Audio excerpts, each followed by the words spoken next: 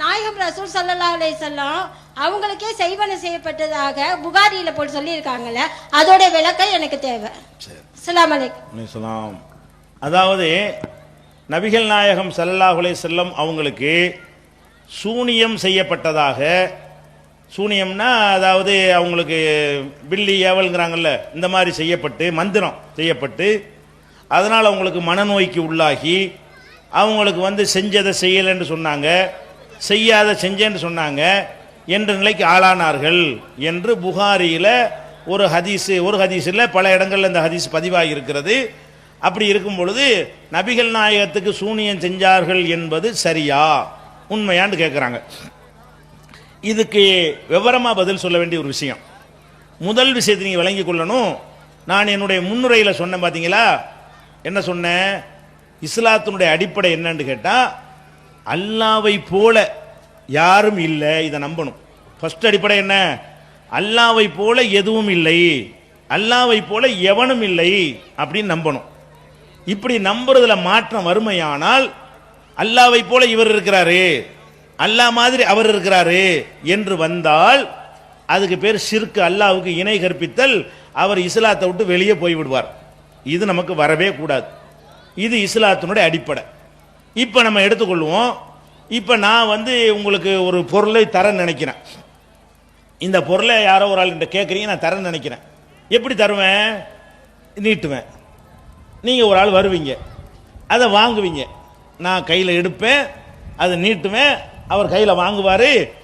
இப்படி தான் நான் கொடுக்க முடியும். இப்போ ஒருத்தர் என்ன செய்கிறாரு, என்கிட்ட ஒரு 1000 ரூபா வேணும்னு கேட்குறாரு. நான் கையை கட்டிக்கிட்டு 1000 ரூபா வேணுமா, உங்கள் பாக்கெட்டில் பாருங்கள் இப்போ இருக்கும் அப்படிங்கிறேன். இப்படி முடியுமா? 1000 ரூபா அவர் கேட்டார்னா நான் எப்படி கொடுக்கணும்? 1000 ரூபா முதல்ல என்கிட்ட 1000 ரூபா இருக்கணும், கொடுக்கணும்னு எனக்கு மனசு வரணும், கையை விட்டு எடுக்கணும், எடுத்து நீட்டணும், அவர் வாங்கணும். அப்போ தான் என்ன இருக்கு, இந்த 1000 ரூபா அவர்கிட்ட போய் சேரும். அவர் 1000 ரூபா கேட்டவொன்னு என்ன செய்யறது?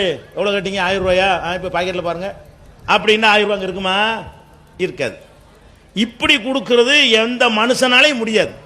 இந்த மாதிரி கொடுக்கறது யாருக்கு முடியும்? அல்லாஹ்வால தான் முடியும். அல்லாஹ்ட்ட நம்ம ரிஸ்க்கு கேட்குறோம். அல்லாஹ் யாருக்காவது மூட்டை 10 ரூபாயா போட்டிருக்கிறானா? போட மாட்டான். ஆனால் திடீர்னு கோடி சொன்னா போயிடுவான். பார்த்தா பிச்சைக்காரமாக இருந்திருப்பான் 2 வருஷத்துக்கு முன்னாடி.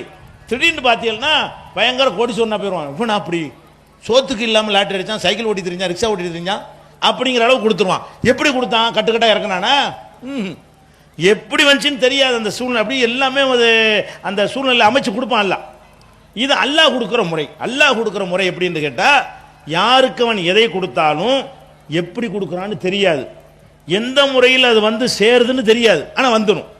மனிதன் எப்படி கொடுப்பான்?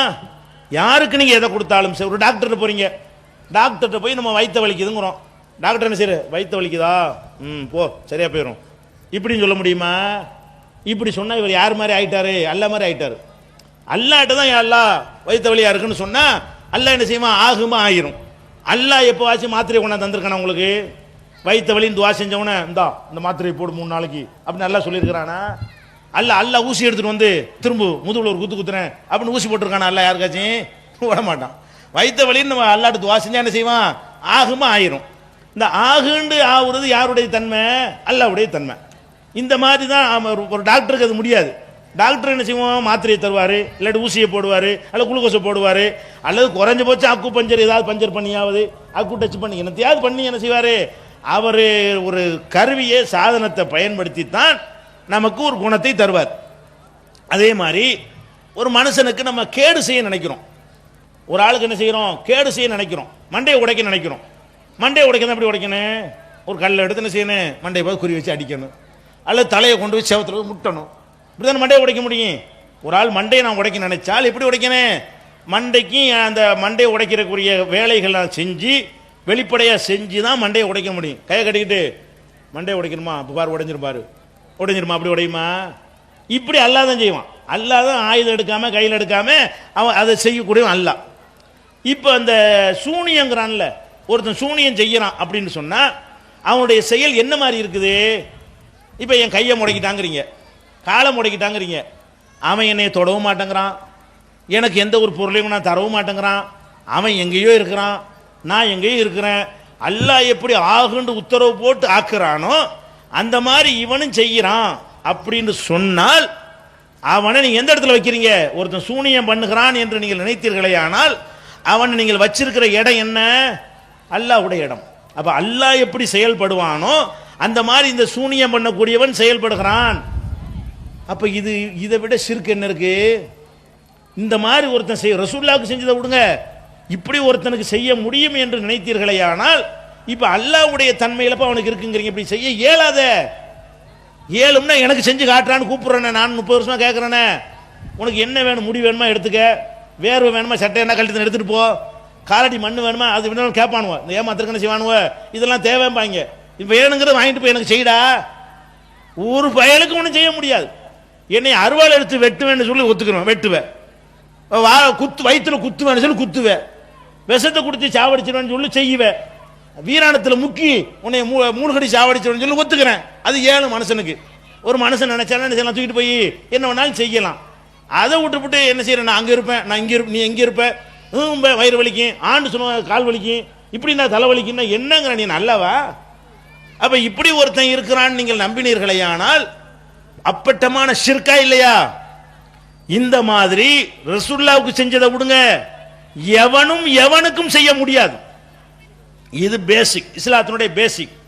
இந்த பேசிக்கு எதிராக சில ஹதீஸுகள் இருக்குமையானால், குர்ஆனுக்கு மாத்தமாக இஸ்லாமிய ஃபண்டமெண்டலை உடைக்கக்கூடிய வகையில் இருக்குமையானால், அந்த ஹதீஸுகள் எல்லாம் இட்டுக்கட்டப்பட்டவை. ஹதீஸ் கலையில இட்டுக்கட்டப்பட்டவைன்னு ஒரு வகை இருக்கிறது. அதுல முதல் கண்டிஷன் என்னன்னு கேட்டா, அது முகாலஃபத்துஹு லில் குர்ஆன், குர்ஆனுக்கு மாத்தமாக இருக்குமையானால் அது புகாரிலே இருந்தாலும் சரிதான், அது என்ன இல்லை, அது ஹதீஸ் இல்லை. குர்ஆனுக்கு எதிராக ரசூலுல்லாஹ் வந்த ஹதீஸ் இருக்காது, யாரோ இட்டுக்கட்டி இருக்கிறாங்க, நமக்கு தெரியாம ஒரு மனிதன் சொன்னதை நம்பி பதிவு பண்ணியிருப்பாங்க அப்படின்னு எடுத்துக்கொள்ள வேண்டும். இன்னொன்று பாருங்க, இப்ப நபிகள் நாயகத்துக்கு சூனியம் செஞ்சதாக இந்த செய்தியில் எழுதப்பட்டிருக்கிறது. அல்லாஹ் குர்ஆன்ல என்ன சொன்னான்னு கேட்டா, வகால லாலிமூன இன் தத்தபிஊன இல்லா ரஜுலம் மஸ்ஹூரா, நபிகள் நாயகம் ஸல்லல்லாஹு அலைஹி வஸல்லம் அவர்களை பற்றி அநியாயக்காரர்கள் சொல்கிறார்கள். அல்லாஹ் சொல்றான், நபிகள் நாயகத்தை பற்றி அக்கிரமக்காரன் சொல்றான். என்ன சொல்றான்? இன் தத்தபிஊன இல்லா ரஜுலம் மஸ்ஹூரா, சிஹ்ர் செய்யப்பட்டவரை பின்பற்றுகிறீர்கள் என்று அக்கிரமக்காரன் சொல்றான்.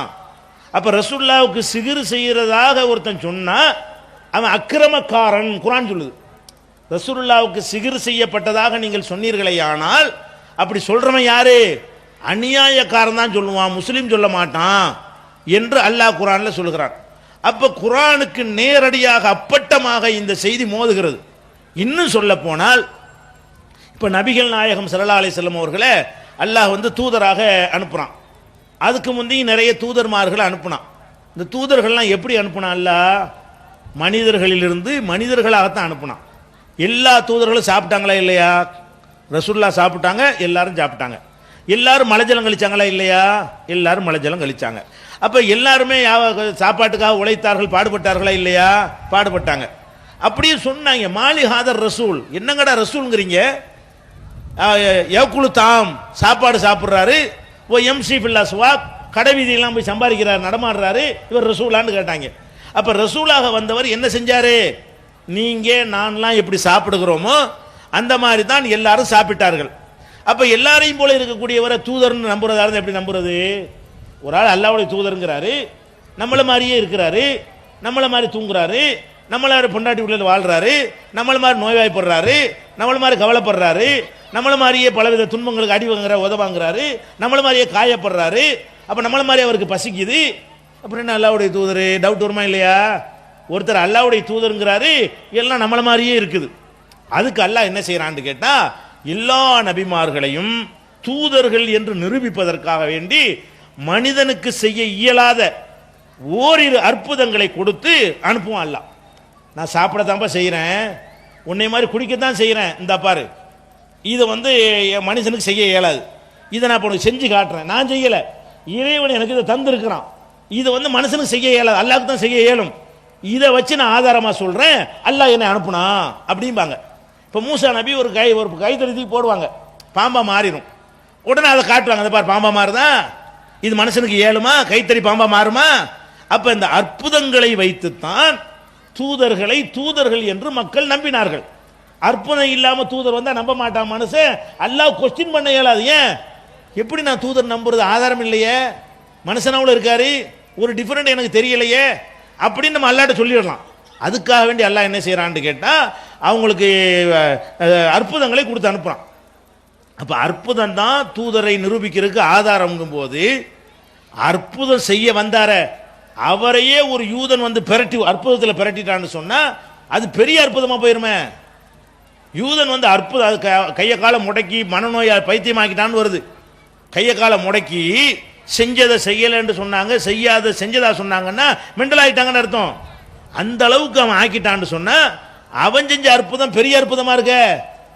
நபிமார்களை அற்புதத்தை வச்சு நிரூபிக்க வேண்டிய நிலையில் இருந்தாங்க. அற்புதம் செய்ய வந்தவரே ஒருத்தன் முடக்கிட்டான்னு சொன்னா அந்த மக்கள் வந்து நம்பி இருப்பாங்களா? என்ன அற்புதம், ஒன்னையே கிறுக்கனாக்கி விட்டான், என்ன பெரிய ரசூலுங்கிற கேட்டுப்பான். அப்படி அல்ல ஆக்குவானா? அப்படி ஆக்க மாட்டான்.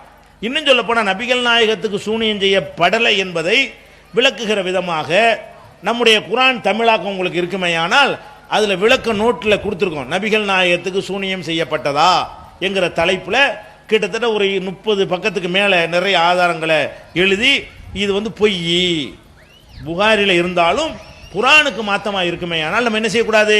ஏற்றுக்கொள்ளக்கூடாது. ரசூலுல்லாஹ்வுக்கும் சிகர் செய்ய முடியாது, உங்களுக்கும் எனக்கும் செய்ய முடியாது. எவனும் வந்து பில்லி வச்சுட்டேன், மாய வந்துட்டேன், சூனியம் வச்சுட்டேன், செய்வனை வச்சுட்டேன்னா பொய். எத்தனை குடும்பங்கள் நாசமாகி திரியிறாங்க. குடும்பங்களை என்ன செய்யறா? பொண்டாட்டி புருஷனுக்கு பிரச்சனை வந்துட்டா மாமியார் சூனியம் வச்சுவிட்டா. எப்படி அப்படிலாம் ஒரு சக்தி எல்லாம் மனுஷனுக்கு கொடுத்தா இருக்கிறான். இதை விளங்கி கொள்ளணும். அதனால சூனியங்கிறது பொய்ங்கிறத விளங்கிக்கிறணும். கூடுதல் விவரம் ஷார்ட்டாக டைம் இருக்கிறதுனால அந்த கூடுதல் விவரம் அந்த